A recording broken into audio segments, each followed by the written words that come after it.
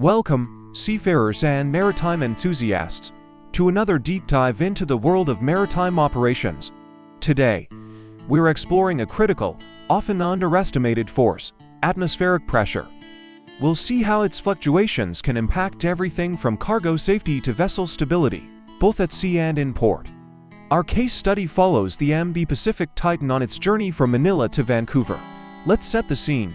The MV Pacific Titan is a general cargo vessel, laden with mixed containers, breakbulk, and refrigerated units. It's early November, and the vessel is sailing across the Pacific. High pressure is settled over its destination in Vancouver, but a low-pressure system is brewing in the mid-Pacific, directly in its path. Our story begins with the vessel underway, about 800 nautical miles east of Guam. The bridge team is on high alert. The barometer reading has taken a sharp dive, dropping from 1012 to 1000 hectopascals in just 12 hours. This is a classic red flag, signaling an approaching storm. Winds are already picking up to 35 knots, and the sea swell is rising to 5 meters. On the bridge, the second officer reports the situation. Captain, barometers down to 1000 HPA. Satellite data confirms a low-pressure system is closing in from the northwest. We're seeing wind gusts hitting 35 knots, and the sea state is getting rougher. The chief officer, responsible for the cargo, immediately understands the implications. He responds, "Understood. We've already checked the below-deck cargo lashings. I recommend we adjust ballast now or reduce rolling and maintain our stability. We should also add extra lashings to the containers." The captain, calm and decisive, gives his orders. Agreed. Let's reduce speed to minimize the pitching motion. Steer a course to stay south of the storm's center. Deck crew, I want you to double-check all lashings and be prepared for any potential cargo shift below deck. On deck, the able seaman confirms their readiness. All deck cargo checked, and lashings are reinforced. We've applied additional chafing gear to prevent wear. From the engine room, the chief engineer reports in. Ballast tanks are ready for adjustment. We have the main engines and generators on standby for any rapid maneuvering required. Let's break down what's happening here. The crew is demonstrating a clear understanding of how low atmospheric pressure creates hazardous conditions. Lower pressure means higher winds and bigger waves, which leads to the vessel rolling and pitching more violently. This motion puts immense stress on cargo lashings and increases the risk of cargo shifting, which could dangerously affect the ship's stability. The crew's response is a textbook example of good seamanship. By recognizing the dropping barometer as an early warning, they initiated a series of practical, proactive measures. They're adjusting ballast to counteract the rolling, reducing speed to lessen the impact of the waves, reinforcing cargo securing systems, and ensuring the entire team, from the bridge to the engine room, is coordinated and ready to act. This isn't just about reacting, it's about anticipating and mitigating risk based on meteorological data. This proactive approach is fundamental to regulations like STCW and the ISM-CO, which demand that crews are competent in meteorology and have established procedures for heavy weather. Now, let's fast forward. The MV Pacific Titan has weathered the storm and safely arrived in Vancouver. The scene here is completely different.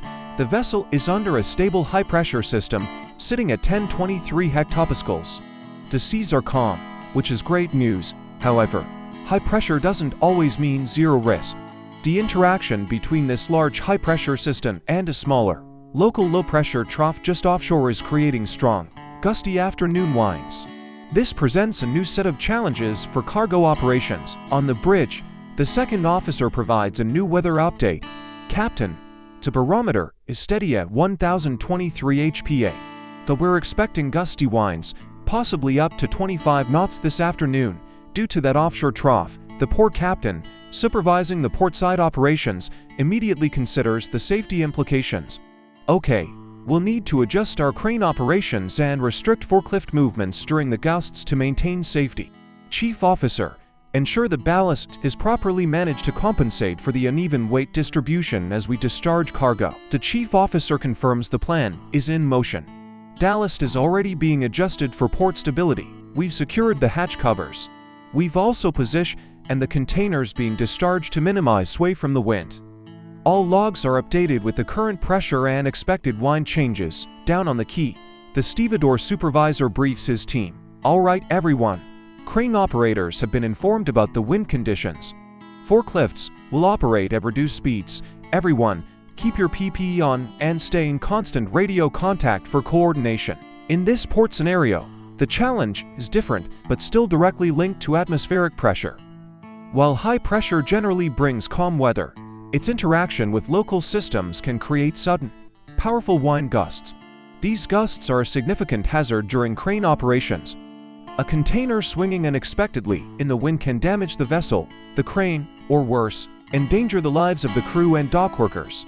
The crew and port team are showing a deep understanding of these localized effects. Their actions are all about maintaining control in a potentially unpredictable environment.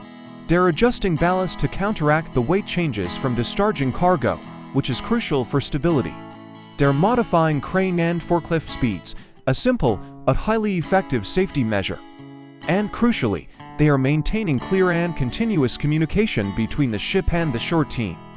This ensures everyone is aware of the conditions and can react instantly to any sudden changes. These practices are aligned with regulations from SOLAS Chapter 6 on cargo handling and guidelines from organizations like OSHA, which prioritize safe working practices in all conditions. So, let's connect the dots. In both scenarios, at sea and in port, atmospheric pressure was the key environmental factor driving operational decisions. At sea, a rapid pressure drop signaled a storm, prompting actions to secure the vessel and cargo against heavy rolling and pitching. In port, a stable high-pressure system, interacting with a local trough, created wind gusts that required adjustments to cargo handling procedures to ensure safety. This highlights the importance of the knowledge, understanding, and practice model, or KUP. The crew's knowledge of meteorology allowed them to understand that pressure changes predict specific sea and wind conditions. This understanding enabled them to practice the correct procedures, adjusting ballast, securing cargo, and modifying operations to maintain safety and stability. This entire process is governed by a robust framework of international regulations. STCW ensures the crew is competent. SOLAS dictates safety standards for navigation and cargo. The ISM code requires the ship to have a safety management system with clear procedures for heavy weather. And organizations like the IMO provide guidance on using meteorological services effectively. Even crew welfare regulations like the MLC and support from organizations like ISWAN and ITF are relevant, as operating in these high-stress conditions takes a toll on seafarers. The roles on board are distinct yet interconnected. The captain uses the big picture data to make command decisions. The chief officer translates those decisions into practical cargo and stability plans. The second officer is the data expert, tracking the weather. The deck crew are the hands-on implementers, securing the cargo. And the port team collaborates to ensure safety extends from the ship to the shore. Ultimately, the successful journey of the MV Pacific Titan demonstrates that mastering the effects of atmospheric pressure is not just an academic exercise, it is a critical, life-saving skill. By accurately monitoring the barometer, interpreting the data, and implementing well-rehearsed procedures, the crew ensured the safety of the vessel, the cargo, and themselves, all while maintaining compliance with international standards. It's a testament to the professionalism and expertise that defines the maritime industry. Thank you for joining us on this voyage of discovery. We hope this case study has given you a clearer picture of how vital atmospheric pressure is in daily maritime operations. If you found this video insightful, please like, share, and subscribe for more content.